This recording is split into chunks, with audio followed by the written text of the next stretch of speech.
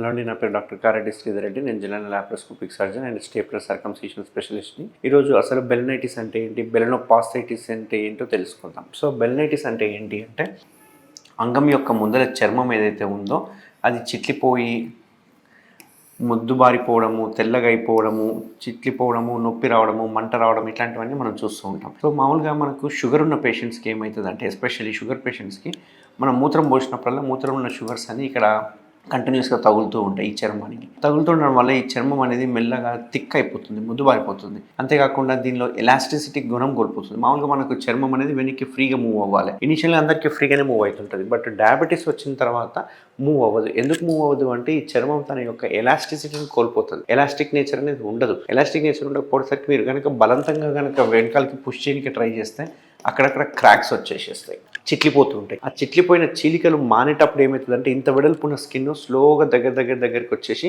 దగ్గరికి అయిపోతుంది. అప్పుడు అసలుకి వెనక్కి పోదు, ఆల్మోస్ట్ రెండు దగ్గరికి అయిపోతాయి. దగ్గరికి అయిపోయి జస్ట్ ఈడి వరకే వెనక్కి లాగలుగుతాం, ఎందుకంటే వెనక్కి లాగలేము. ఒకవేళ బలవంతం చేసి లాగినా కానీ విపరీతమైన పెయిన్, మంట, నొప్పి ఇవన్నీ గమనిస్తూ ఉంటాం. సో ఇట్లా ఈ కండిషన్నే మనం బెలనైటిస్ అంటాం. ఈ బెలనైటిస్ కండిషన్ ఓన్లీ స్కిన్కి మాత్రమే వస్తుంది. కానీ ఇలాగే వదిలేసేస్తే స్కిన్ పోయి దీనికి అటాచ్ అవ్వడము, ఇది కూడా గ్లాండ్స్ కూడా పాడవడము, ఇవన్నీ చూస్తుంటాం. దాన్ని బెలనోపాస్టైటిస్ అంటాం అన్నట్టు. సో బెలనైటిస్ని వదిలేసేస్తే బెలనోపాస్టైటిస్గా మారిపోయే అవకాశాలు ఉంటాయి. సో బెలనైటిస్కి మందుల ద్వారా ఎటువంటి చికిత్స లేదు. ఇది సెల్ఫ్ లిమిటింగ్ డిసీజ్. మనం మందులు తీసుకున్నా తీసుకోకపోయినా, ట్రీట్మెంట్ ఇచ్చినా ఇవ్వకపోయినా అదే అంతకదే హీల్ అవుతుంది. కానీ హీల్ అయినప్పుడల్లా ఇంత వెడల్పున్న చర్మం స్లోగా దగ్గరికి వస్తూ హీల్ అవుతుంది. దీనివల్ల ఏమవుతుందంటే చర్మం వెనక్కి రాకపోవడం వల్ల ఈ లోపల ఫామ్ అయిన స్మెగ్మా ఏదైతే ఉందో ఇది తెల్లగా డిశ్చార్జ్ లాగా బయటికి రావడం అనేది మనం చూస్తూ ఉంటాం అన్నట్టు. దీనివల్ల అన్హైజీనిక్ ఉంటుంది. ఇంటర్కోర్స్ చేసేటప్పుడు విపరీతమైన పెయిన్, మంట ఉంటుంది.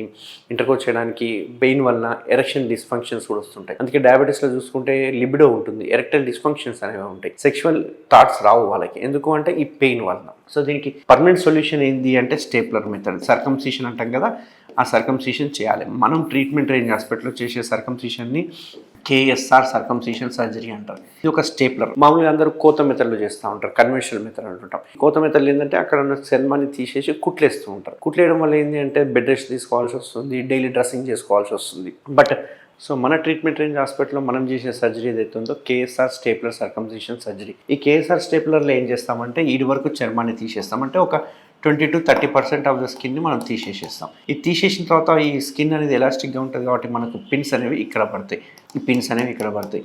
సో ఈ గ్యాప్ ఏదైతే ఉందో ఓన్లీ స్టేప్లర్లోనే ఛాన్స్ ఉంటుంది. అదే ఓపెన్ సర్జరీ, కోత సర్జరీలు అయితే కుట్లు ఇక్కడ వేసేసేస్తారు కాబట్టి చూడడానికి కాస్మెటిక్గా అంత మంచి రిజల్ట్స్ రాదు. బట్ కేఎస్ఆర్ స్టేప్లర్లో చూసుకుంటే కాస్మెటిక్గా 200% రిజల్ట్స్ వస్తుంది. అంతేకాకుండా ఇది just 5 minutes surgery, with in half an అవర్లో డిశ్చార్జ్ చేయడం జరుగుతుంది. పేషెంట్ ఏదావిధిగా వాళ్ళ ఇంటికి వెళ్ళిపోవచ్చు, వాళ్ళ ఆఫీస్కి వెళ్ళిపోవచ్చు.